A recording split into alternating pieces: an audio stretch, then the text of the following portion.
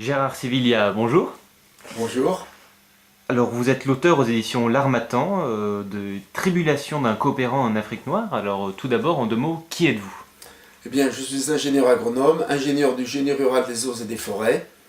J'ai conduit toute ma carrière en coopération, en alternance avec des postes en Afrique sahélienne, et des postes au ministère de la Coopération, où j'ai terminé au cabinet du ministre de la Coopération. Alors pourquoi ce livre, Les Tribulations d'un coopérant en Afrique noire? Eh bien, il a été beaucoup écrit sur l'Afrique coloniale, beaucoup sur le développement, et étonnamment, il a été peu écrit sur les 20 premières années qui ont suivi l'indépendance, alors que c'est une période de transition tout à fait particulière.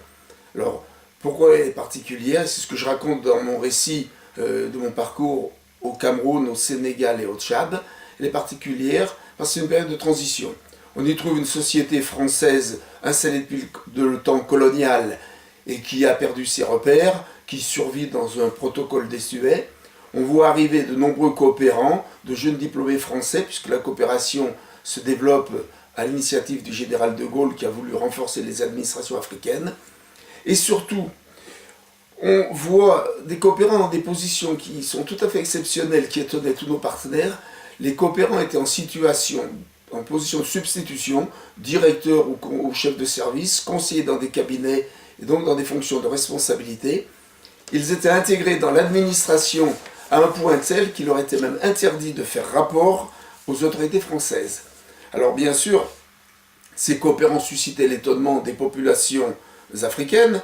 Elles avaient vu partir les administrateurs de la France d'outre-mer et elles voyaient revenir de jeunes diplômés qui occupaient les mêmes postes. Et quasiment, certains mêmes administrateurs étaient repeints en coopérants et occupaient les postes qu'ils avaient auparavant. Voilà. Et dans les années 80, cette forme de coopération a disparu et les coopérants sont devenus des conseillers sans responsabilité. Ces tribulations sont-elles une autobiographie? Eh bien, pas du tout. J'ai voulu uniquement utiliser mon parcours familial et professionnel pour décrire les débuts de la coopération française. Donc c'est une coopération qui a été injustement décriée, alors qu'elle a travaillé avec beaucoup de professionnalisme, beaucoup de courage et dans des conditions souvent difficiles.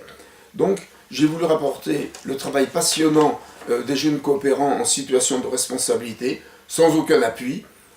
Ils partaient, on leur disait « débrouillez-vous et pas de vagues ». J'ai voulu aussi raconter comment les premiers assistants techniques ont été perçus par les cadres africains, bien perçus par les anciens, avec un peu plus d'acidité par les jeunes cadres nationaux.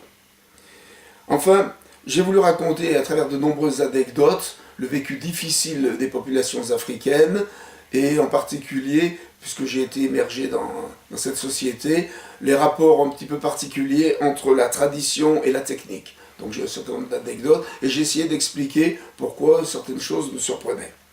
Et enfin, j'ai voulu raconter aussi les événements auxquels j'ai assisté. J'ai vu l'envers du décor du coup d'État contre Tombalbaye, j'ai vu l'envers du décor de l'affaire Claustre, donc par certaines anecdotes qui sont peu connues, bon, j'ai voulu un petit peu raconter cette période.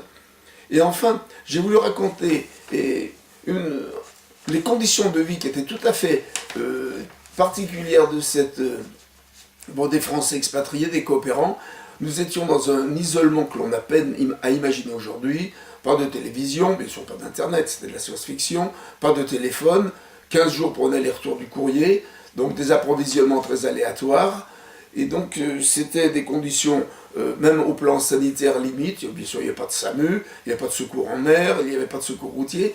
Donc si vous voulez, ce sont des conditions qui étaient la contrepartie peut-être des responsabilités que l'on avait.